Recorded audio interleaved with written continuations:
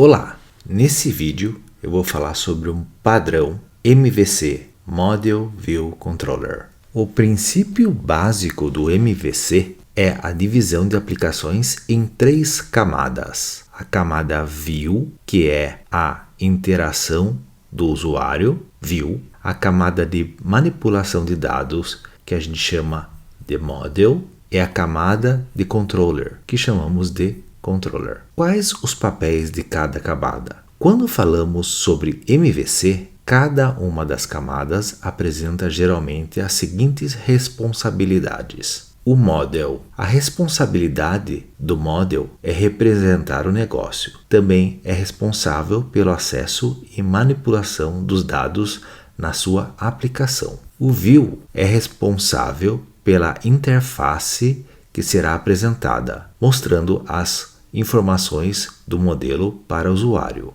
E o Controller é a camada de controle, responsável por ligar o Model e a View, fazendo com que o Model possam ser repassados para as Views e vice-versa. Vamos utilizar um exemplo de uma página web, onde o usuário pode realizar o cadastro do cliente. Nesse caso, provavelmente você teria um arquivo chamado cliente, que contém as informações do cliente que você deseja guardar, como nome, endereço, cidade, etc. Esse arquivo seria um exemplo de model. Aqui ainda poderíamos acoplar aspectos de manipulação de banco de dados, concentrando nessa estrutura os métodos de inserir, alterar, excluir e listar os clientes, que chamamos de CRUD, Create, Release, Update e Delete. E a partir de uma tabela de um banco de dados, a gente pode manipular os dados. A página HTML seria a nossa view,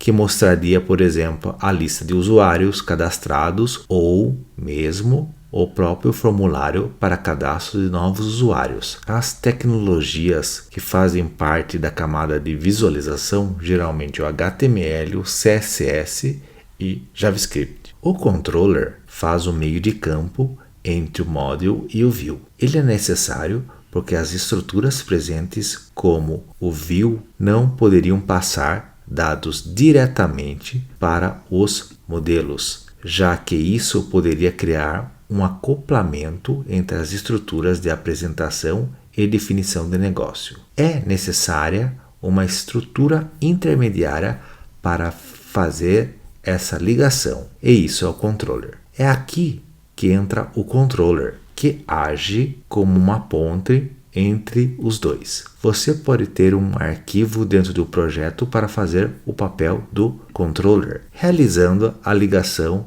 entre Model e View. O MVC e sua importância. Não dá para falar de MVC sem citar a importância que ele traz em meio ao desenvolvimento de software. Uma das vantagens que ele nos ajuda é deixar o código com mais fácil manutenção, ou seja, podemos fazer manutenções mais rápidas nesse código, já que temos as responsabilidades devidamente separadas. Isso também traz uma facilidade na compreensão do código, além de sua reutilização. Além disso, você tem um código mais testável, pois ele é mais granular devido às separações. Se você tem uma aplicação onde, por exemplo, na página de listagem de usuários que está no View, o nome do usuário está sendo cortado ou não está sendo exibido de maneira correta, é muito mais fácil fazer um teste que atinja somente as estruturas do View. Aqui podemos ver claramente que você tem um problema de apresentação.